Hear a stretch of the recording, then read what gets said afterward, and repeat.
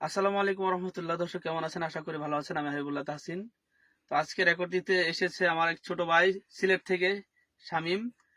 তো তার সাথে আমার প্রথম পরিচয় হয়েছিল। সে আমাকে প্রথম নক দেবে, আমি আপনার এখানে রেকর্ড করবো। সে আইসা আমাকে কোনো কারণবশত প্রথমবার পাই নাই। তারপর হচ্ছে আজকে সে আবার চলে আসছে।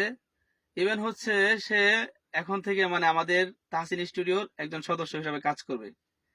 ইনশাল্লাহ তার কণ্ঠ খুবই চমৎকার। আপনাদেরকে ইনশাল্লাহ অচিরে তার নতুন সঙ্গীত আপলোড হবে আমাদের তাহসিন স্টুডিওতে, সবাই শুনবেন। আসলে মানে কি বলবো, মানে আমার কাছে যারা আসে পরে আমার টিমে ভর্তি হয়ে যায়। যাই হোক, আমি শামীমের মুখ থেকে একটু শুনবো যে তার তাহসিন স্টুডিওর পক্ষ থেকে হয়তো একটু সুনাম করবে, এটা একটু শুনতে চাই আর কি। জি, আসসালামু আলাইকুম রহমতুল্লাহ। আমি মোহাম্মদ শামীম আহমদ। তো ভাইয়ের সাথে আমার যখন পরিচয় হয় তখন আমি বাইকের নিচ থেকে বলেছি যে ভাই রেকর্ড করবো। আসলে আমি ওনার মানে টিকটকে মানে ভিডিও দেখছিলাম যে উনি রেকর্ড করে বা অনেক মানুষকে উনি কাজ করা শিখায় বা কেমনি করতে শিখায়। তখন আমারও মনে অনেক ইচ্ছা থাকছিল যে ভাইয়ের সাথে দেখা করবো, ভাইয়ের সাথে কাজ করব। তো ওই সুবাদে আর কি ভাইয়ের কাছে আসা। তো সেখানে দেখছি ভাইয়ের এতে খুব ভালো লাগলো। আপনারা চাইলে এখানে আসতে পারেন। এটাই। এখন আপনারা ছেলে আসতে পারেন এইভাবে বললে হবে না তো, তুমি তখন আমার সদস্য, আমার শিল্পী। জি, এইভাবে বলতে হবে যে আমাদের তাহসিন স্টুডিওতে আপনারা আসতে পারেন, বলো।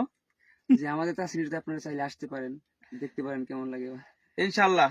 তার অসাধারণ কণ্ঠ, আমি খুবই তার ভক্ত, তার কণ্ঠের ভক্ত।